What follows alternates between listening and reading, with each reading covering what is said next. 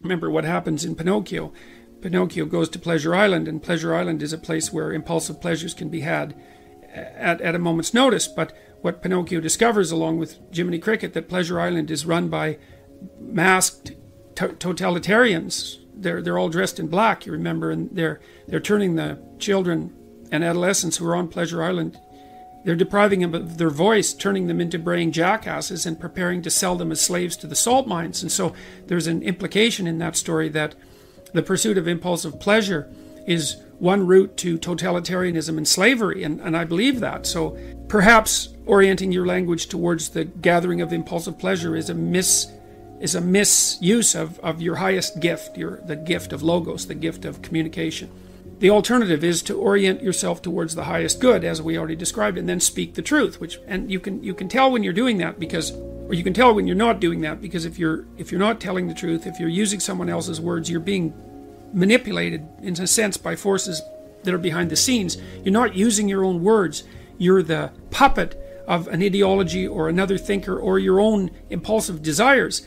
And you can tell when you're speaking like that because it makes you feel weak. It makes you feel weak and ashamed. And you can localize that feeling physiologically. If you listen to yourself talk, you can tell when you're speaking properly, you will experience a feeling of integration and strength. And when you're speaking in a deceitful or manipulative manner, you'll feel that you're starting to come apart at the seams.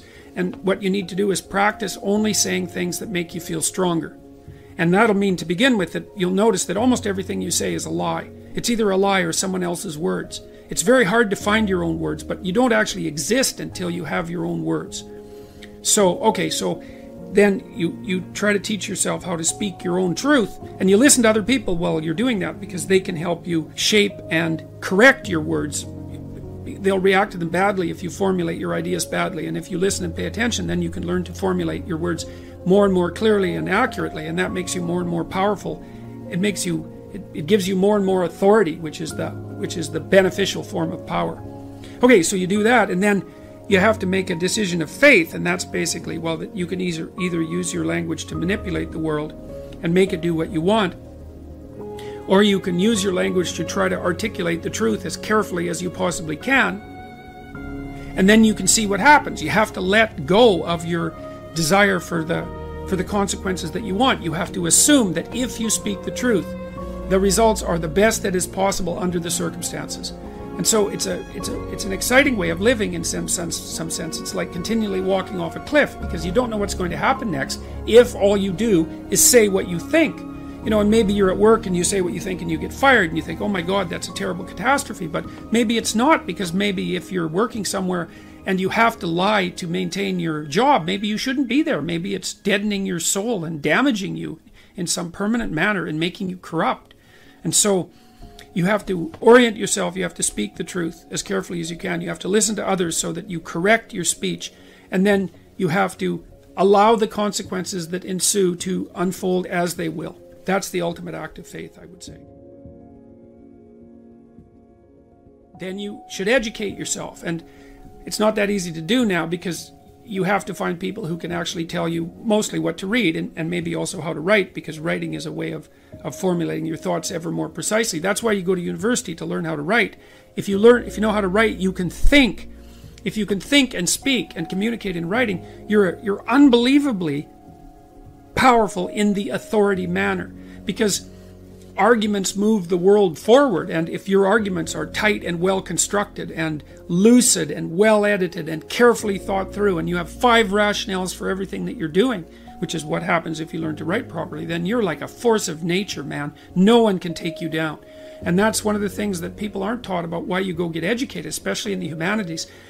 Humanities education, if it's real, organizes your psyche, grounds you, puts you on a rock, and makes you a force to contend with. But you have to read the right people. And those are they're the great people of the past. In my list, they're the great men of the past, and that's just how it is. And so here's who I would recommend. I put reading lists up at jordanbpeterson.com. There's 2 of them. And the people that I recommend, primarily they're books written by the followed list of people: Fyodor Dostoevsky, Leo Tolstoy, who I think perhaps the greatest novelist the world has ever seen, Alexander Solzhenitsyn, another great Russian novelist. I don't know what it is about the Russians, but man, they produce writers that are incomparable.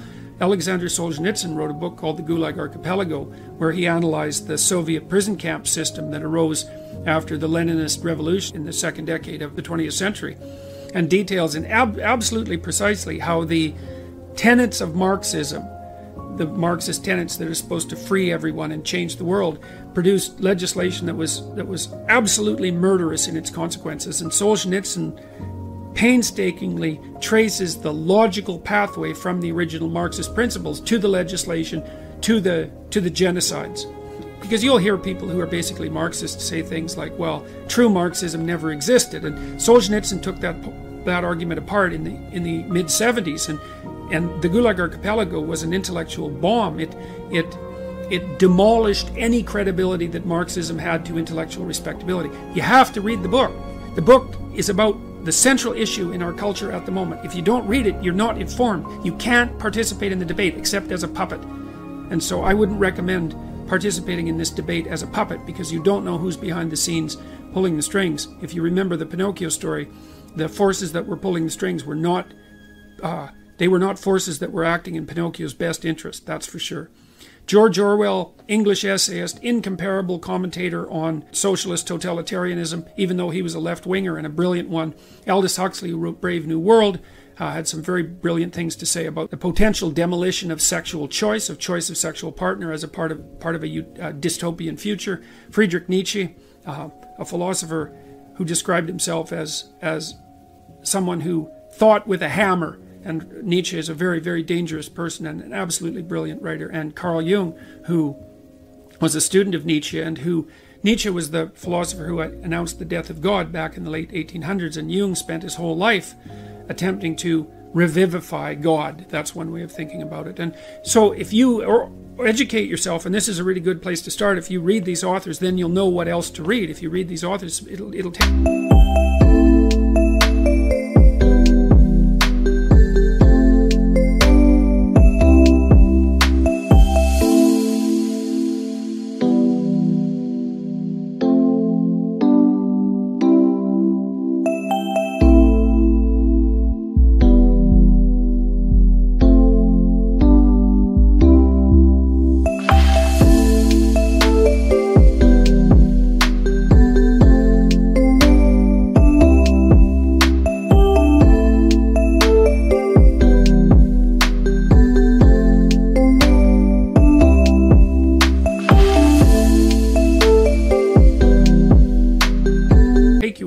time, and it will be very, very hard on you, and you won't be the same person when you come out, and that's very frightening. And because being torn down and rebuilt is no joke, but it beats the hell out of the alternative, which is just to stagnate and stay a stagnant infant, which is not something I recommend. There's nothing uglier than a stagnant 40-year-old infant.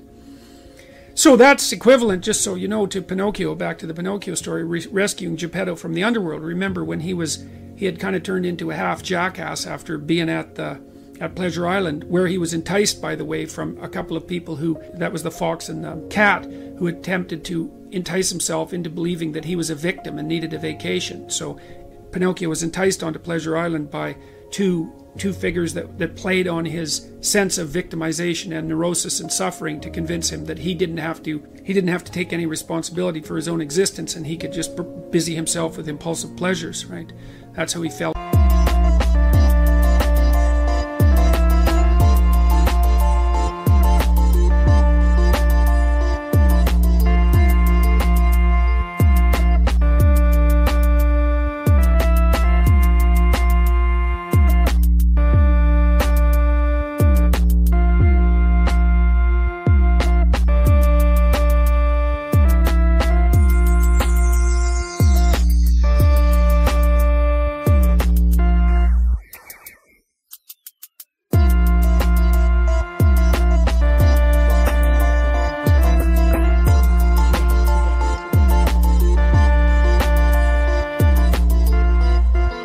Into the hands of the totalitarians on Pleasure Island. Anyways, Pinocchio, after he left Pleasure Island, had to go into the ocean twice, and the second time he went into the ocean, he was looking for his father. Well, everyone's father, from a mythological perspective, is dying in the underworld, in the chaos, because everyone inhabits a culture that's sick and old, so to speak. And it's sick and old because it was made by the dead. And the living have to revivify it continually in order for it to be a dynamic force. And the living have to revivify their connection with the culture internally too, because you're constructions of culture, although not only constructions of culture. And you have to understand history, because otherwise you can't understand yourself. You're a historical creature. And so you have to rescue your dead father from the belly of the beast, from the dragon. Because remember, the whale in Pinocchio is also a fire-breathing dragon. And that means you have to face the thing that you most fear. And when you do that, you'll rescue your father from the underworld. You have to revivify your father before you...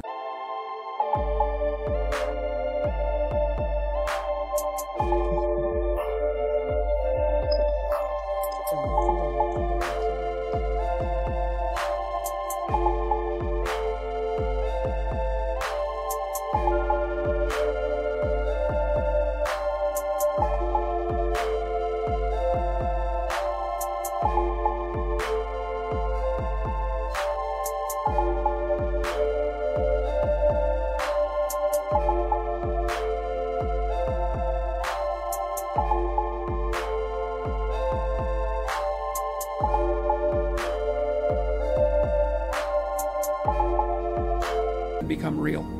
And that's part of the problem with the feminist and social justice warrior insistence on the existence of the patriarchy. It's like everyone's known since the beginning of time that culture is corrupt and tyrannical, but it's also protective and benevolent. Even the language you use is a product of culture. And so you don't overthrow the patriarchy, you revivify your culture.